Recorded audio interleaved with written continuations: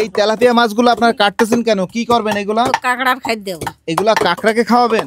প্রতিদিন প্রায় 500 KG tilapia মাছ এভাবেই টুকরা টুকরা করে কাটা হয় কাঁকড়াকে খাওয়ানোর জন্য। সাতক্ষীরাতে বৃহত্তর এরিয়া নিয়ে এভাবেই কাঁকড়ার চাষ করা হয়। আর এই কাঁকড়াকে কিভাবে তেলাপিয়া মাছ খাবার হিসাবে দেওয়া হয় আজকের ভিডিওতে সম্পূর্ণ প্রসেস দেখানোর চেষ্টা করব। ভিডিওটি না টেনে শেষ পর্যন্ত দেখতে থাকুন।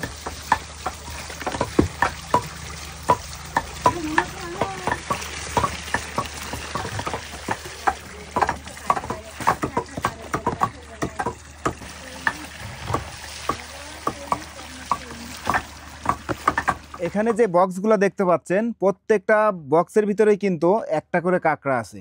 তো এই যে আমি এখান থেকে একটা উঠায় দেখানোর চেষ্টা করব।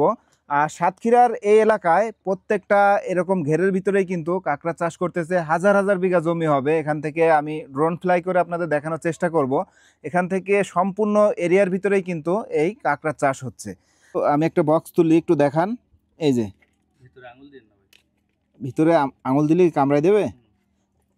এই যে দেখতে পাচ্ছেন একটা বক্স আমি কিন্তু উঠাচ্ছি, আর এটার ভিতরে একটা মোটামুটি ভালো বড় একটা কাঁকড়া আছে।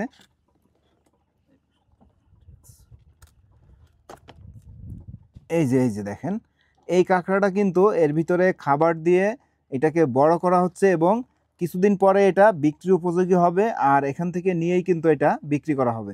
তো এই যে কিছুক্ষণ আগে আপনাদের ভিডিওতে যে দেখানো হচ্ছিল যে তেলাপিয়া মাছ কাটতেছে, প্রায় 400 থেকে 500 কেজি তেলাপিয়া মাছ, ওই তেলাপিয়া মাছগুলা কিন্তু এই বক্সের ভিতরে এক টুকরা করে দেওয়া হবে।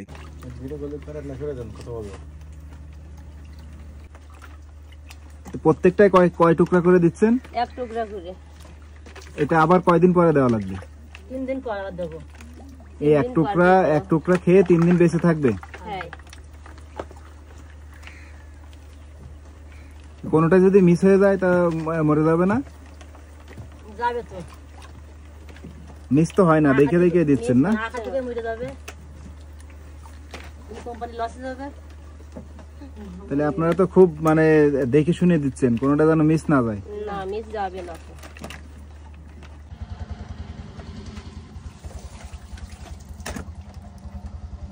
এখন যেটা আর কি বাজারে বিক্রি উপযোগী হয়ে গেছে ওইটা উঠাই নিচ্ছেন, তাই তো? অনেকগুলা বক্সের মাছ থেকে বেছে বেছে কিন্তু 2-1টা বক্স উঠাই নিচ্ছে এই যে এই ভাই। তো কারণ হলো এই যে দেখেন আমি এই বক্স খুলে আপনাদের একটু দেখানোর চেষ্টা করছি যে এই যে দেখেন এই যে এই কাঁকড়া কিন্তু এখন বিক্রি উপযোগী। এই যে এই কাঁকড়াটা যদি আমি একটু হাতে নিয়ে আপনাদের দেখাই, এই যে দেখেন একদম নরম।